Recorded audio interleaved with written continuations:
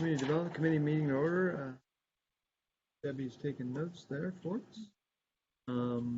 We're for sure yet on the attendance of Councilman McClemens yet. So he might pop in or something. Heard from him yet. We will just. Items? Sure. Okay. The first item is our Public Works Center update. Mr. Woodcock in person. Yes, exciting. It's better to be in person. Well, let's go to our pictures that passed out. Building A is showing good signs from the views inside. You see a picture of a bathroom, the stairs going upstairs. They've been poured. Get the carpet in, workstation, the one on the wall there's underway. Just in general, they've got, they're still working on countertops, pocket doors, garage sinks, HVAC startup, elevator adjustments. Left to do. We'll have a few things left to do, minor items. Can we just announce that Kelly has entered the meeting? Oh, sure, yeah. Kelly's here now. Thanks, Kelly. He's joining us Kelly. virtually. So, yay. You can hear us. He must be able to hear us. Good deal. So we're just going through the Public Works Center update, just our item number 1 there. Right. Just okay, thank you. Again, they wanted material delays, residual COVID issues, and then, of course, supply chain issues have continued to haunt us through the project. And again, we see it here. Some of the items that they're still waiting to get done. Building B, as you can see, that's looks like it's got a lot of things everywhere in Building B. They're doing the electrical rough-in still, doing drywall taping, vapor barriers, plumbing fixtures. They have door hardware that's still left to do, light fixtures. Again, those haven't shown up yet. Again, the supply chain issues that are creating the delays of getting some of these projects completed. So there's a list of some of the things left to do. We'll get into a schedule here in just a little bit. But that's Building B mechanic shop. There's a picture there. You can see the upstairs. I think that's a mezzanine. That's just plastic over the flooring so it doesn't get spray painted with the work that they're doing on the handrails. Black. Just different views of the Building B mechanic shop. Then we go outside for Building D on the 3rd page. That's an aerial view of Building D. And if you look closely, you can see that the forms are on the bottom wall, and then just a portion of the connecting wall between. And we have been waiting because of a concrete strike for panels to show up, and that's been, again, another delay in Building D getting those walls poured. They have rebar up, but waiting for those panels so they can actually do the pouring and stuff has been another delay. It's the Perry system panels that we're waiting. So that has been another delay on Building D. On then Building E, what you see is that yellow kind of that's a vapor barrier. That's been poured, that floor has been poured. So that is a little out of date on that picture. And they are preparing the outside floor for concrete now. There are no windows in this one, or the walls in this one? Inside, yes. So where all that yellow is, all those stem walls get a wall actually placed in there. So that is heated. How did we get this one forward and not? This one didn't need the. It was the Perry. It was the form work that we can't get for Building D. Oh, okay. Form work that's been delayed, and then of course everybody else wants it too. Okay, so that's building E. Then you go to the last building is the carport, building F. Now, when you look at building F, you'll see a D on it, so it's going to be called D, but in the plans, it's called building F. So that has obviously been constructed, and inside of that will be paved when they're paving the site. What's the snow guard on it? Got a shield around the outside edge, or what's the snow guard? I have no idea. Okay. Snow guard? Yeah, Snow guard? I don't know what a snow guard is It's a actually. snow Isn't it that guard. thing that It's like a- right at it's you're right at your snow. eaves so snow doesn't fluff off go perpendicular on the roof? Oh, so it doesn't land on Oh, your is that head. what it Yeah, is? I believe so. Okay. Oh, there you go. I mean, you wouldn't want snow or Coming off ice. the roof and hitting the guys thing. Yeah. Sure. Thanks, John. Yeah. I just use my eyes and run. Snow guards are better. All right, so those are the picture updates. Let's go back to our sheet of paper here. So that gets us through the general status. Our RFIs have gone up to 330. Request by the contractor to architects, pass them on down to others. Change orders, we've got a total of 75 change orders now. Total approved change orders are 45. And right now we paid out $837,000 in change orders. That's about 5%. The total change order budget was $802,000. I think we've gone over that number before. So potential change orders forthcoming. We have 1.2 million in the hopper, but just recently we've rejected two change orders, one for $392,000 and another for $124,000. So that's a little over $500,000 that we've rejected. We rejected them because the delays were actually by the contractor and not the city. So they may have been passed on to us, but as we read through and started looking through all of those requests for payment, we realized that this wasn't the city's responsibility. So we have rejected those. To date, we have not had any of these rejection letters turned back to us in protest. So when they protest means that they're coming for you, right? Right. So those two have not had any responses yet. So we're about $700,000 now. We're addressing about $700,000 still on that list to get accomplished before we get out of it. On the working days, we originally started with 270 working days. Currently, they're at 410. They've got approval to 349, so they've worked past the 410 of working days approved. But they've requested another 90 working days on change orders, and as we've gone through those change orders, we feel that they're probably going to get those days.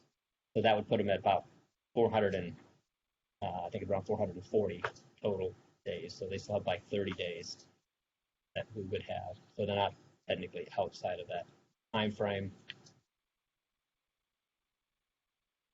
And so the estimated completion for the site work now shows the end of May, and we'll go to that schedule here in just a little bit.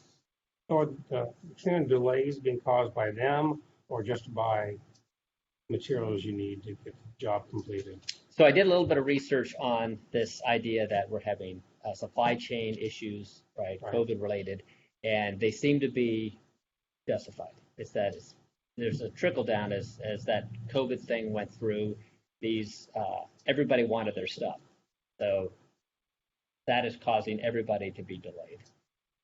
Not so much new contracts going out where they plan ahead of time. It's the ones that back in the log are having the problems getting that stuff that they had on order, and then now people are asking those people to get it all out to them. That's what I'm hearing from the places that I'm checking. So there is some justification there. Okay, so then just going back to the budget, the estimated project was $20,200,000. Just in general, we have about $21,600,000 available because of the interest that was accruing on bond that we have out. It looks like we're going to have to tap into some of that money to get to the end of this project. 20 million is not going to get us. They're doing change orders. Right. As of today, we've spent 17 million on the project. That's the last pay estimate done just last month. We're about 93% done on it. Okay. Let's go and look at their schedule. Good job keeping on top of that. So this is their most recent schedule to get us to the end.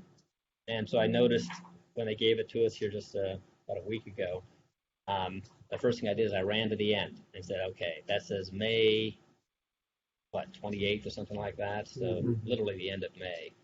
So my first thought was like, okay, what do you think the chances of us being done on the end of May? Probably not that good. Maybe we're talking the early June.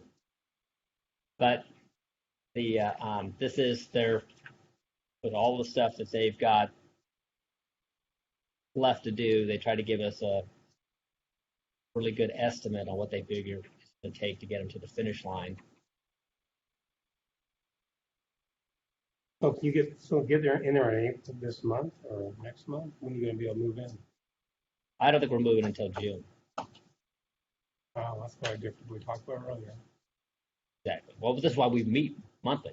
Right. Right. So every month we find out, good news, bad news. Further. Except it's Last always time you bad said news. we're on track. We were on track to be, right, exactly. Well, and then they come back and say, well, actually I'll go out to the site and I look I said, this doesn't look like as close as you need to be. And then they say, well, yeah, we don't think In we're the going to pictures, make you can see that. Exactly, right. So, right. So they say one thing and then all of a sudden it's something else.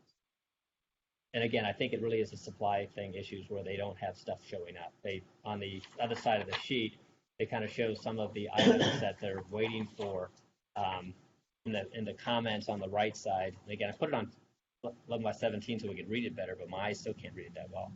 But they have, they're missing, like they're still waiting for lighting here, door parts. So these are things that they were brought up on Building B, lighting fixtures, and there's still quite a few lighting fixtures that they're still waiting on to show up. Door fixtures so you can open and close doors.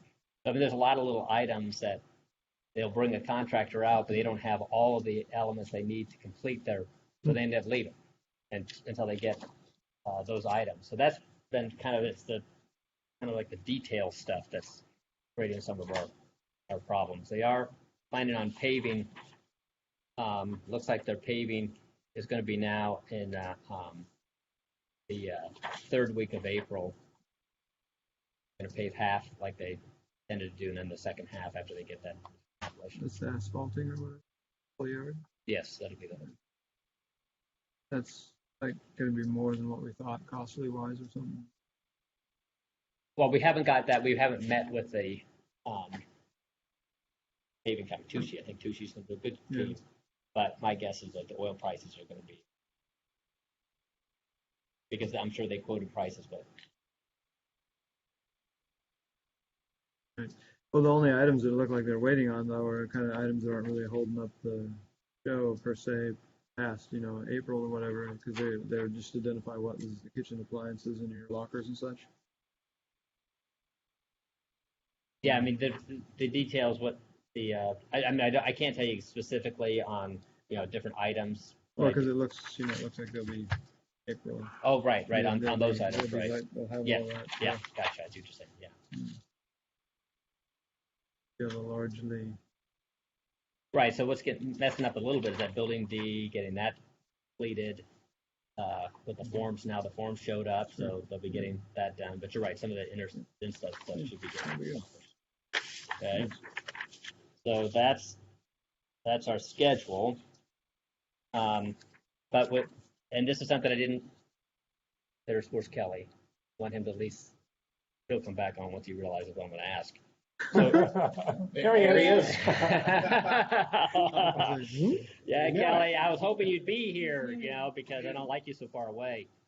But we're running at the end of our contracts again with our consultants. I know we promised you guys back in December that we wouldn't do this, but we're there again. All right, so We think that KPG costs about $15,000 a month. We think we're gonna need another 2 months from them, be $30,000. And that's what I like to figure that out. Okay, yeah. And ARC probably the same there. I think we're probably gonna need around $60,000 to finish our consultants out as we get through. Now, yeah, I mean, I think the question before was, well, what happens if we just don't do that? We could go through that process. We do have about $700,000 worth of change orders left, right? And I am a bit concerned about that $500,000 that was rejected. Right. It's difficult for any contractor to just walk away from that, right? Plus, we're going to be, again, hard on these other 700,000. If we see stuff come in, and we do, that we don't think is justifiable, then we want to say no to that too. So where is that point where the contractor then has to take that legal step? So having these consultants, I think, is very valuable as we go through that process with continuity, how everything was determined, and there would still have to be, I mean, if we go there, we're going to need them as we move into that next The step. consultant will justify that wasn't required as a charge. What's the consultant going to do for you? If we don't have a consultant and we just oversee ourselves, what is the advantage of their expertise by having them there? Yeah, well, I think one of the things that John was just saying, to put it more plainly, is neither he or I are electrical engineers, structural engineers, and those consultants. It's a team led by the architect. They all bring those skills to the table. So when change orders come in that impact those different areas, we rely on their expertise to be able to weigh in on those and be able to tell us, now this isn't right. We shouldn't have to be paying this. This isn't necessary part of the design, and so on. So we need them because of the expertise they bring to the table. I can put in pipes and stuff all day long, but I'm a civil engineer. I'm no structural engineer. So we need them to bring that expertise to the remainder of the project. And you'd want them, they know their plans, better than anybody else does, right? Because they put them together. They know their intentions and facts, that kind of thing. Having them on the team till we get to the end, I think is a prudent thing.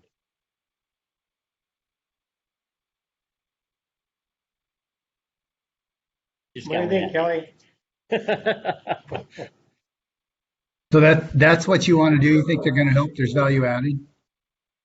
I do. Well, they basically have to have them around while the project's running, really. That's kind of the sad part of it, is they just ran over the timeline. Again, You can't be there the whole time to watch what's going on like they do on a regular basis.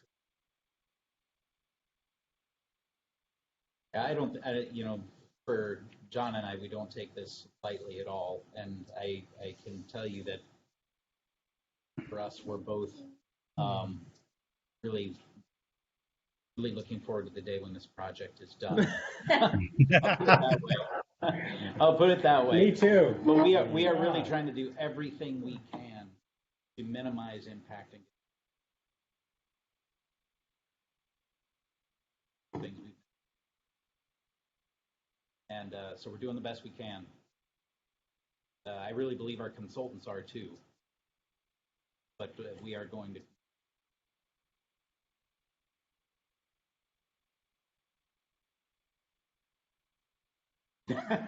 But we do. Okay. righty? Good. All righty.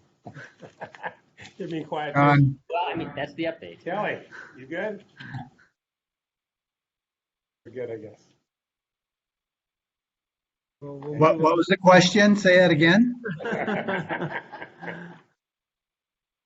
Yeah, you're gonna be here Chocolate or tonight. vanilla? You're gonna be here at 7 o'clock too. Yeah. Yeah. We need you in person at 7. Okay, so hopefully you can get here.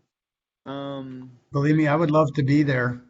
Yeah, Compared, this construction project's tiny compared to this problem. Okay, okay. The resolution, next item for us is an actual resolution. Hydro.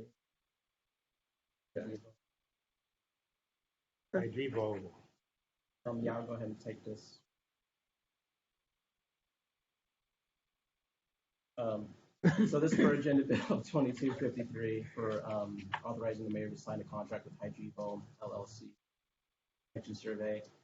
We do that every year. We've done that for the last 5 years. And really what we're doing is DOH has mandated us to have a goal of less than 10% on account for water. And that what that is the difference between produced water and sometimes that comes from leaks underneath the ground. Sometimes it's from hydrant usage, like the fire department. Sometimes the meter's not accurate. So essentially, try to be underneath 10%. To give you an example, last year we actually are at 6% on account of water. We actually do a really good job. We average about 7%, 7.9 for us. Total distance surveyed was 42 miles. 32 leaks was found. Largest leak was 25 GPM. To give you some perspective, a shower hose or a shower head is 2.5 GPM. Imagine 10 of those going. That's the biggest leak that we found. When you look at the total water loss last year, 61.6 GPM. Put that in our costs. So there is definitely value in us doing this effort. So what we did is we actually reached out to MSRC, to all the leak detection companies. Only 2 of them came back. One was Hydrivo, that 12,640 was the bid. The other one was Utility Service Associates at 29,000. We have a budget of 30,000. Again, the bid's at 12,640, and this is actually less than last year. So we would like to push that one forward. And if the opportunity arises, since we have up to $30,000, we would like to go up to that amount. If we find that there's an area that may have potential leakage that we should probably extend it a little bit, we won't exceed $30,000. But again, we're under half of what the actual budget amount is. So why are they still less expensive for that one? I don't know. They came back aggressive this year. And how does that compare to our last? Because I know this for the last 10 years we've done this so much time. Yeah. How's this compared to other years? I appreciate it. Yeah, it was actually less than, it was the same company and they came in less per hour. I don't know if it's because you're familiar with our area. Okay. I didn't ask to let him know that he was coming in less. We just kind of went for that. I'm just concerned about that. I'm not getting the quality we got in the past. It probably is a serious experience. He was really good to work with. We actually have our own crew that goes out with him. He's actually doing this listening. Is it a new vendor then, or? Same one from last year. Okay. Yeah, local guy that just, yeah, he was good to work with. Kelly, you have any comments on the standard maintenance leak survey? Yeah, I think there's a typo in the statement of work on page 16. I don't know what interrees is. Is that a technical term? Interties, yeah. Interties. Good job, Kelly. Good catch. Interties. You're gonna take Tom out of a job. I'm gonna lose my job. Oh, sorry. The other thing was I was trying to understand. So we are below the state threshold, right? That's what our paperwork says. Yeah, the DOH has a goal for us to meet a 10% goal that they want us to match. So actually, the last 5 years, we from 8, and this last year was down to 6%. And what percentage of leaks in new pipes? How do these leaks happen? I mean, is it like just ground shifting or Some of it, meteor strike or something? Yeah, no, some of it could be faulty construction methods. Just when they put a base in, maybe they put rocks underneath that actually cause pinholes in there. Some of it could be the age of the pipe itself at the joints. Some of it is a contractor just tapping in when they weren't supposed to. That happens sometimes. Sometimes it's just our water meter is just inaccurate, and they actually have an opportunity to challenge that. And if people challenge it and we find it is inaccurate, then we replace it for them. So there is a number of places where it could come from. Okay. All right. Well, this is stuff you got to do, right? It's part of your system, so you got to do it. Yeah. I'm not a fan of spending more than we have to this year, especially since we got to just get the public works facility done, right? So I would prefer to stay at 12K. Yeah. And then that would help also ensure that we didn't get a low bid just so that they get their 30K anyway, because we give it to them because they know that that's what the budget is. I don't know. Not that contractors would do that, but Right? yeah. How much did we pay them last year? It was over the 12.6. I don't know the exact number, but it was still in the 12,000 range. And Okay. certainly, if that's if the committee wants us to not go over that amount, basically we have 50 miles of line that we're going to do. Came in with a bid of 12.6. If it ends up that don't want us to go over, we could watch that certainly. What's the next group of that we're going to do next year? Over this one coming up, this is going to be around Forest Canyon and Sumner Taps. We basically do a fifth of the actual section every year on a rotation basis. So it's actually in the agenda packet, the map of it. Well, that was this year's, right? It wasn't next year's. Yeah, this is for this year. Yeah, I don't know what Yes. was. What area are we doing for next year? Oh, I don't have that information yet. I can send it to you if you like, though. Okay, I'm just kind of wondering, and because the other thing I was wondering, I saw all the Forest Canyon area, and I thought there's a lot of new pipe out there, right? There is. But then there's some older pipe because of the area down by Lake Taps there and on the islands. That has to be pretty old, right? That's what I mean, so. Right. Yeah, I don't know. This is new to me, but I'm just like trying to figure it out. That's all I got. Yeah. So how much of our system is quite old? I have an exact number. And I think we're back to, is it clear back to 47, most of our water lines, or they're newer than that? I mean, there's some that we've taken over from private developments. I don't have the exact number. We can certainly look at that. Yeah, I don't. We would definitely love to replace it. Well, you've seen a few up. You've seen a few up in other older cities north of us lately. Especially in Tukwila. Are those problems possibility with our system that you should be checking something like that? Knowing, I mean, I'd be curious if you got something that's 40 years old. I don't know how old, 50 years old, or 70 or that my age. That something persistent is a problem for you. Plus, we've had a few on Locust that have bursted over there, and taken quite a bit of time to repair them. I think that.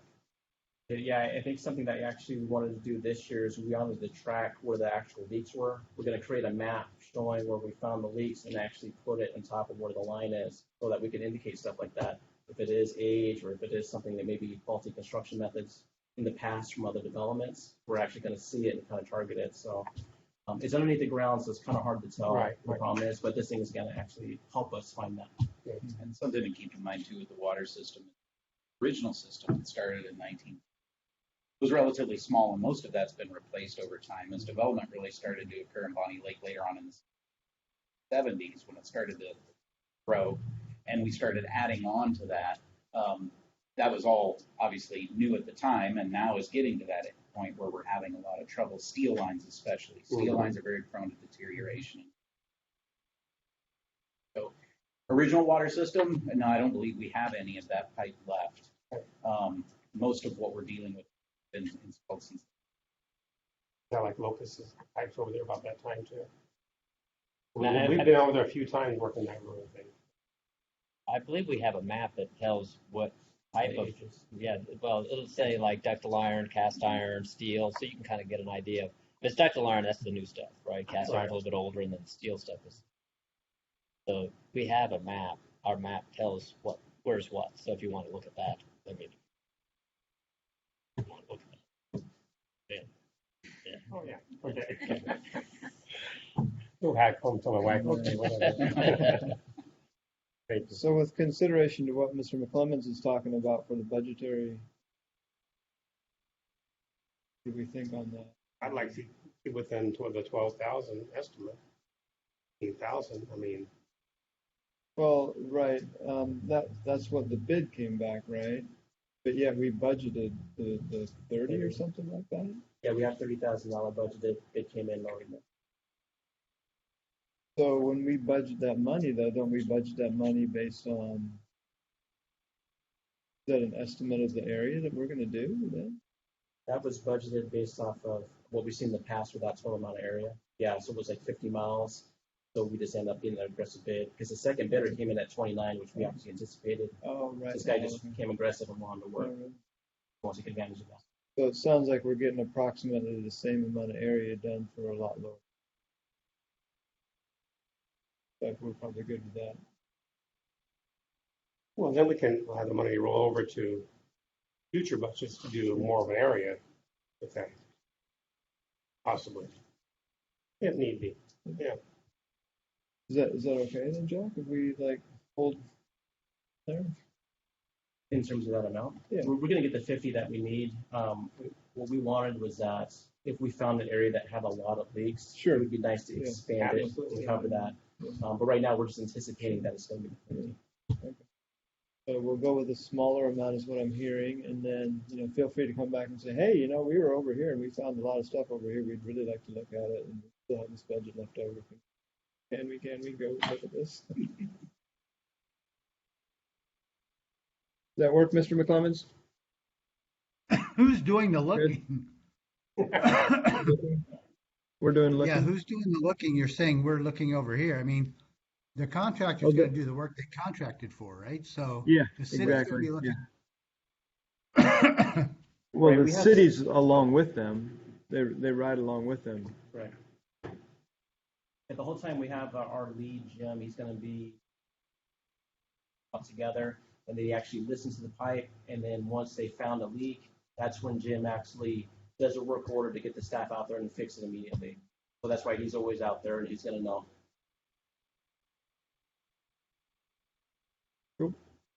I get, so, okay, what's the proposal, Dan? Can you, Mr. Yeah, Phil? to go with the actual bid, which is whatever the Yeah, 12.6, to stay with the 12.6 number, use that. yeah.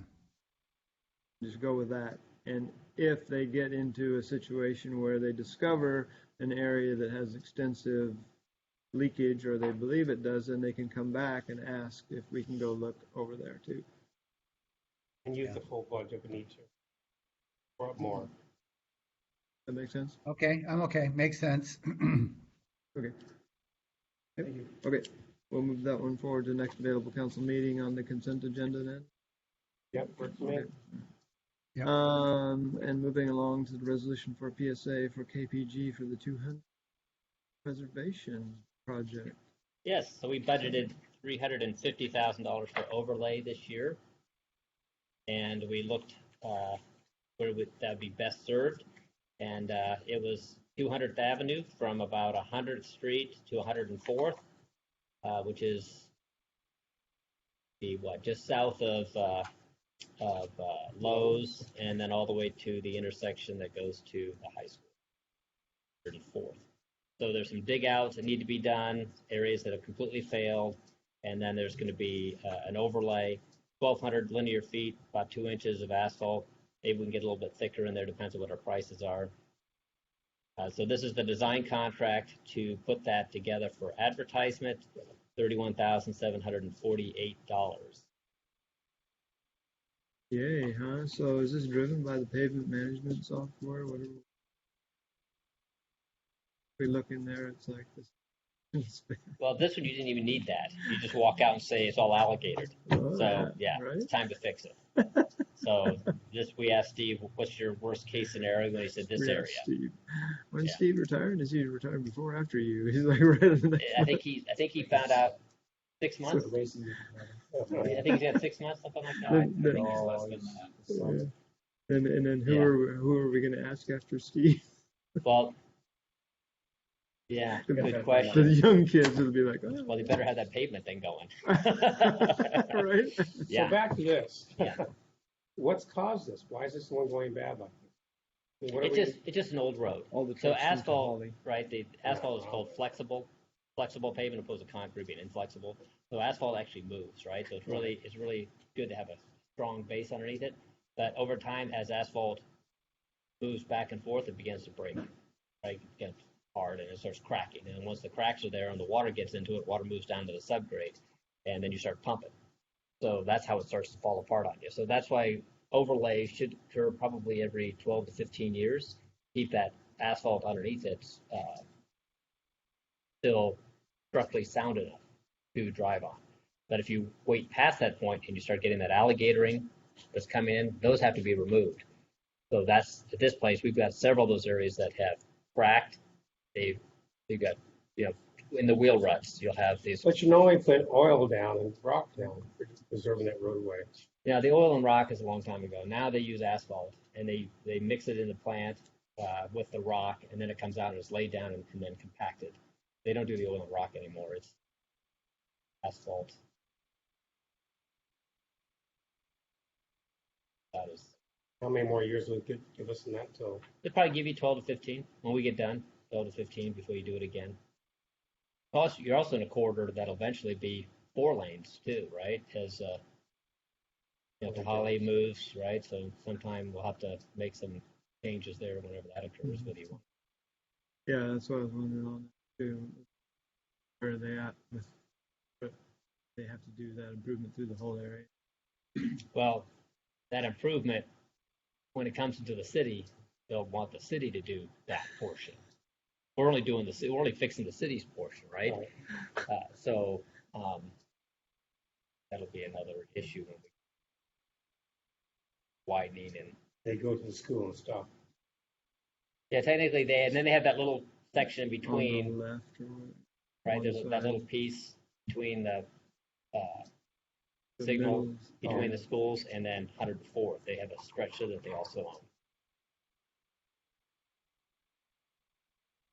An annexation would have to occur for us to get. Is that at a certain housing level? What triggers that for them to do that work?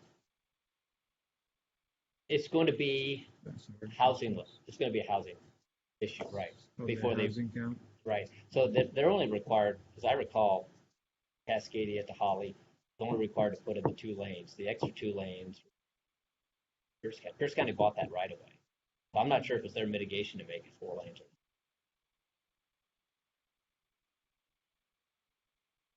Anyway, this is the design contract for the overlay, and we'll get that thing probably done in August.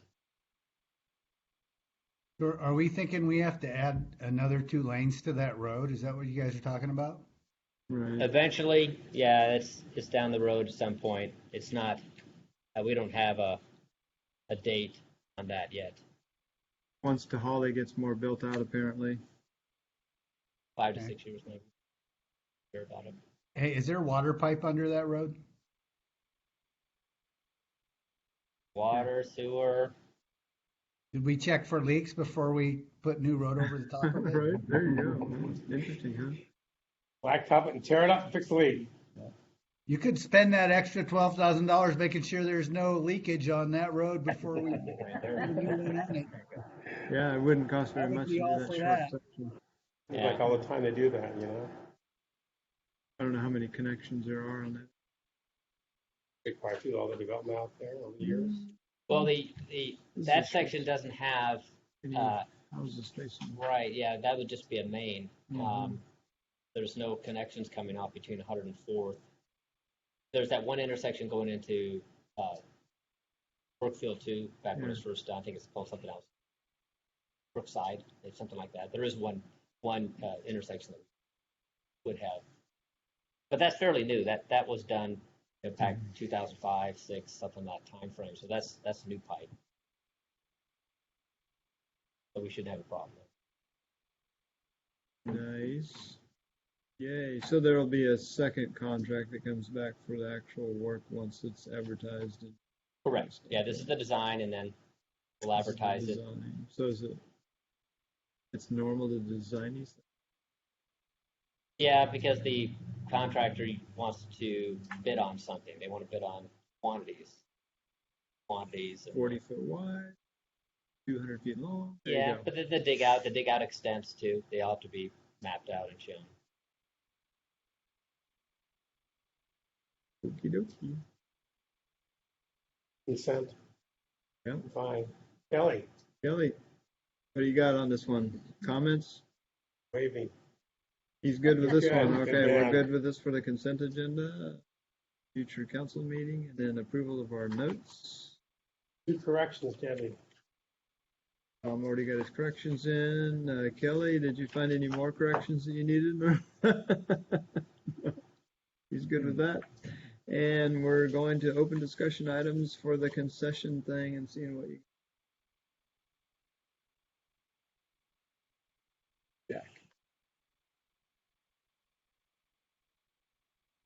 Jack's going to try to be fancy here and share the screen for you, Kelly. Boom. I'm trying to figure it out. Nice. Look at that. You got it. So this is for the actual. So this is for the actual concession contract we have with down in Allen, York. And this is the one that has been going for 3 years with 2-year options. And we are actually at the end of that as of March. And now we're in discussions of whether we continue it, do we do something different. And the discussions we had is there was a lot going on over there at Allen, York. Doing the new park, the boat launch. We're talking about having a new parks master plan potentially if you're into that.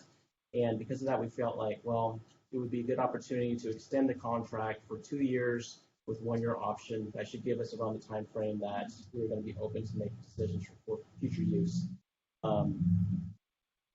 You've seen Burhan, he came here to the last meeting, wanted to share his thoughts of having that kayak rental. And so we actually talked to Kathleen a little bit too about the opportunity of extending this. It sounds like for the state, our purchasing agent can actually sign off on that. What we want to do is get your input and also just get your support on that, making sure we're making the right decisions on this matter. And that's why we're presenting it not as an action item, but as in let's present it, get your support, feedback. Tom knows the most about it. Yeah, well, we have some questions. We'll discuss that a little bit too. I'm going to show you the site, and that's why I brought it up here.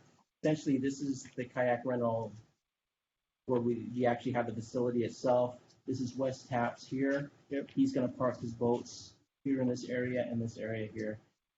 He was trying to get a shed. We basically told him, no, you can't because you actually have to get a permit because it's within shoreline. We've actually talked to Cascade Water, and they had concerns about the access.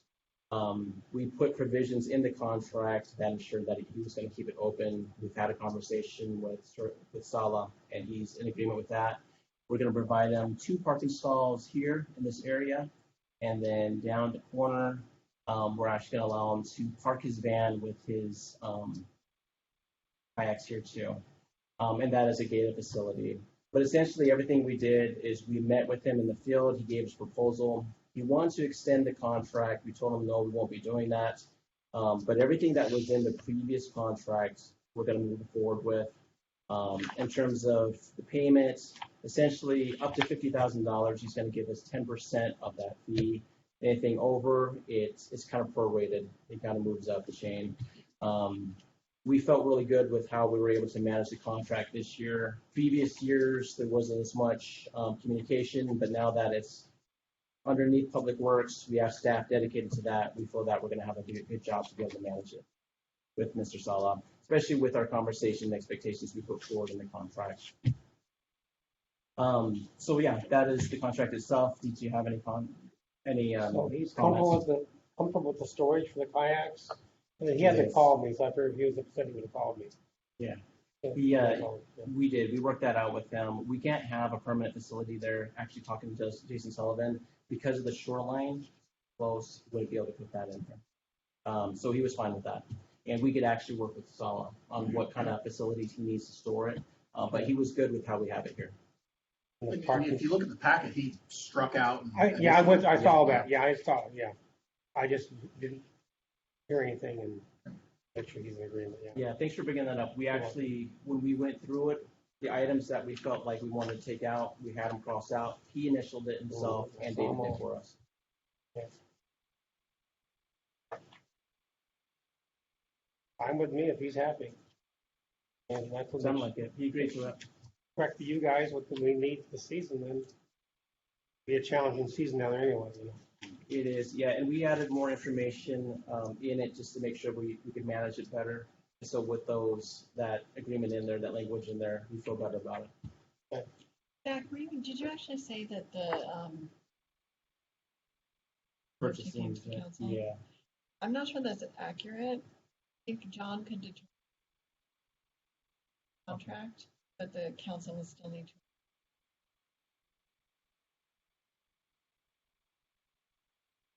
Provided this committee's. This is every 5 years, or just it's going to be just ongoing as long as it. Right now, we have it for 2 years and then a 1-year option. So that's going to get us to the 3, and we feel that at that time frame, the master plan is going to be done. Everything that's going on with the Allen York, hopefully. They're too long for that stuff. Hopefully, the Allen York stuff will kind of normalize, so we get a better feel. And at that time, we could decide to redo the contract or just make the next steps. It just basically opens up the door for us to make a different decision. Good, I'm fine then. Yeah, good. As long as everybody's happy, I'm happy. Yeah. Well, appreciate looking into it and working with them. Sounds like we need to make this. Yeah, just kind of if that's what the committee wants. Sure. Oh, yeah, I'm supportive of it. I don't know. Kelly, are you fine with the idea here? I don't know if you cut him out. Did you? No. I'm out.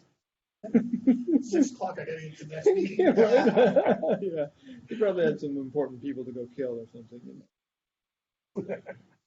If you don't know. So, anyways. Don't we want to know? No, you can probably leave that out. Leave Yeah, the that plus killing it's covered, various Oh, there people you out. So this is 7 hours of missing. right. Yeah. He's okay with the proposal that the staff has on that, and we're going to go before the council for approval, apparently, according to the legal, for that concession agreement. Yep. Can't hear you. Kelly. Just so is that a thumbs up or a You're thumbs muted. down, Kelly? We don't have the. Maybe you're muted, but oh yeah, you Oh, are. Muted. okay, so that you guys, there's no shed, and Right, no you shed gave on them the some shoreline. parking spots, and Yeah. there's really nothing else that's a big change. Kind of the crux of the issue. The staff worked with him to come to some kind of an agreement. So hey, yes. Okay. We have some language in the contract that if we need to get out of the contract, we can. If it's like there's a safety issue or operational issue, that's more language that we added in there. And then we added the language in there about ensuring that the staff is professional in nature. Just everything that's more required as a city. Has a name tag. I appreciated that. Thank you. Yeah. So good job. That's very nice, right? So Thanks. I was good with it. I was happy to see that actually. Awesome. Very good. Moving that one I think forward. there was a typo. I think there was a typo in there, but I just rebooted my computer, so I'm still trying to find everything again. Tom is so fired. Oh, He's like losing his like.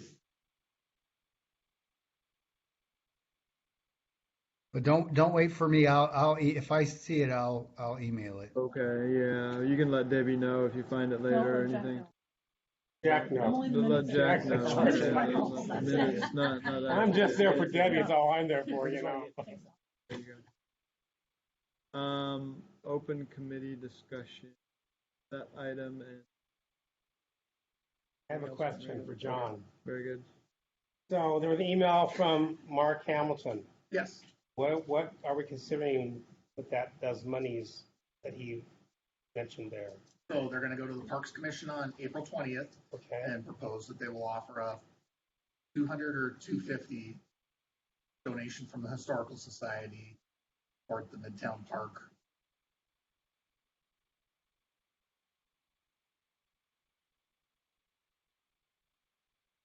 Patty. Okay. Yeah, so the Parks Commission sets the rules or the guidelines for naming park facilities. Of course, ultimately that rises up to the council level. Code specifically says that city monies cannot be involved in contest prize.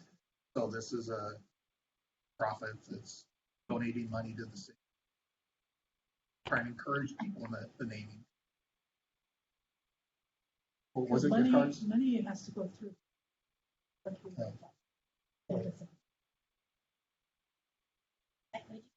Is there something if money's donated, It Then just goes into reallocated. if it's donated and reallocated, it just has to go into a fund for that, and then it will be reallocated out of this. Now, if they same just fund. give gift cards, and then. No, the gift cards are different.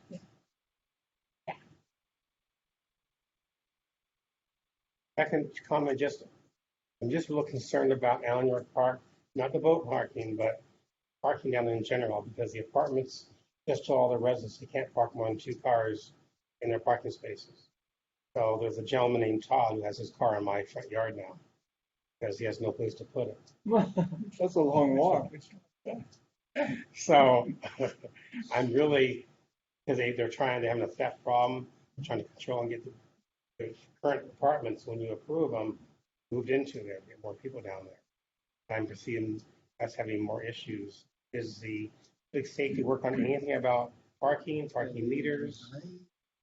I know we had Talked about it for a while. paid parking kiosks in budget, We did. Right. Yep. not done. We've not taken any action. As far as I know, a formal decision actually to forward with, yes, we are going to charge people to park. But the park is closed dusk till dawn. I don't know Oh, why. is it? Oh, if it is, that's what I was wondering, right? Yeah, so that and if they were like Tom, and whether public safety had Right. like examined that and said, okay, we realize this could be an issue because if they're overflow parking into the park area, then Right.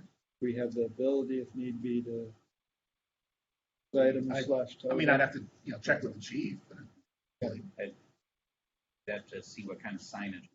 yeah, I know there's for instance, there's signs at this building that says, you can. Right. I don't know about down there if there's something there or not, but that'd be important to have us. During the day, it's whatever, but at night, so not stand there for length of times and stuff.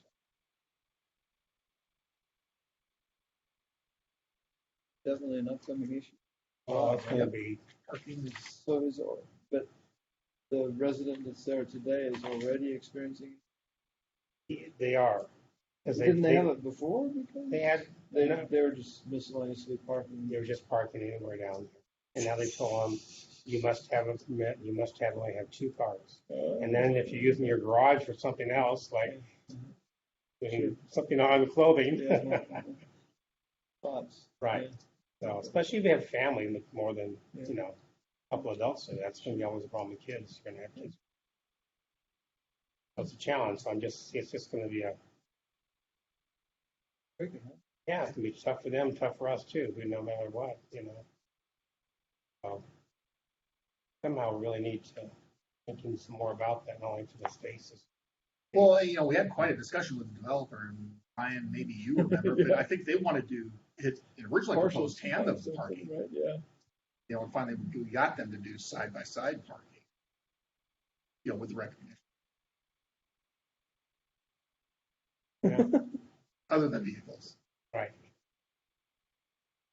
Yeah, you see the ones down, I think, then the ones in Sumner where they pull the car into the garage or something and then pull the vehicle kind of partially in the back or something. They wouldn't close the garage door. They purchased a place with very limited parking. Yeah. Well, I brought before about the ones at Lakeland Hills. They only allowed 2 cars there, and the rest are all down east. Oh yeah, alongside the Well, in Renwood, when we had that issue a couple of years ago, it was 1 bedroom or 3 bedroom unit, you got 1 parking pass. Right. Then you had to pay for additional parking pass.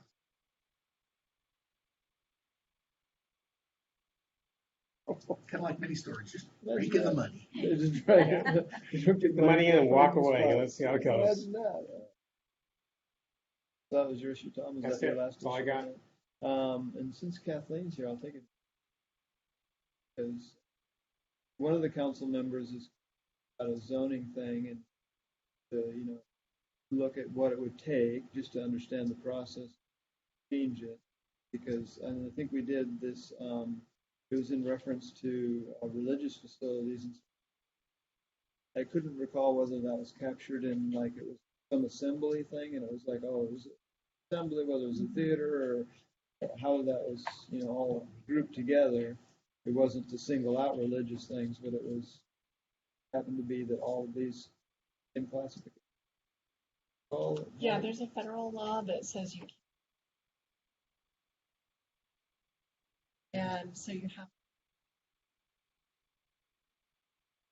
the cases that interpret the law.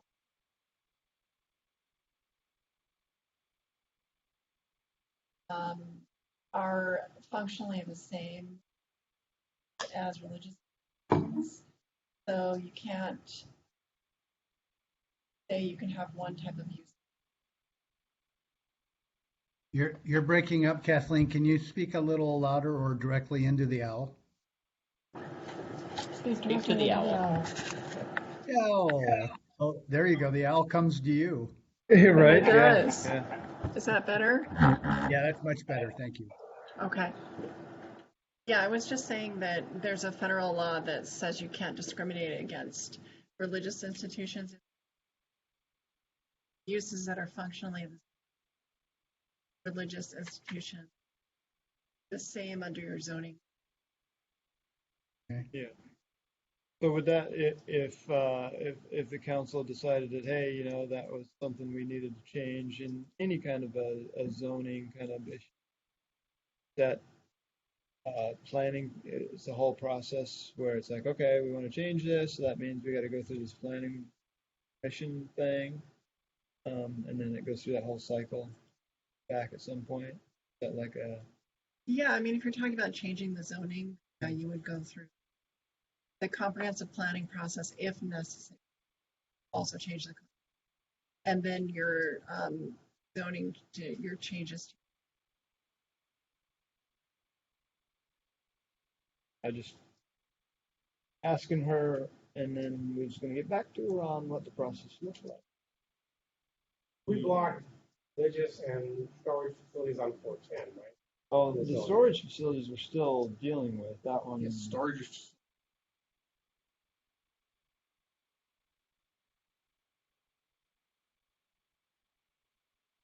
We had talked about religious organizations along 410, but we had. Already did that. I know that. No, we did. So not just religious, but assemblies. Assemblies. Yeah. Yeah, you can, what you can do is, Yeah, okay. you can dedicate certain zones to kind of money making in general, like if retail, other, like a town center kind and that can have the effect of freezing up. You just can't say, okay, we'll allow a theater in this zone. So, I guess assembly uses, you know, if I got 5 people together worshiping whatever I'm worshiping, how do I get triggered into being a church or whatever as opposed to just, you know, Yeah, I mean, I think that we wouldn't regulate just sort of this ad hoc, people want to get together and worship. sure. We would regulate the building and the use of the building and not. So if I go and I rent, you know, I purchase a space and I put 100 seats in there. If it's not allowed in the zone. Yeah. So what if I put 5 seats in there? Is that an assembly? See what I'm saying? Is there a threshold for Well, what is an I assembly? think the threshold would typically come in. Would we really get involved if it was such a Sure. people bring in chairs and sit down Right. versus making, Okay. which would trigger us to evaluate. All that fun legal stuff. Okay. Yeah.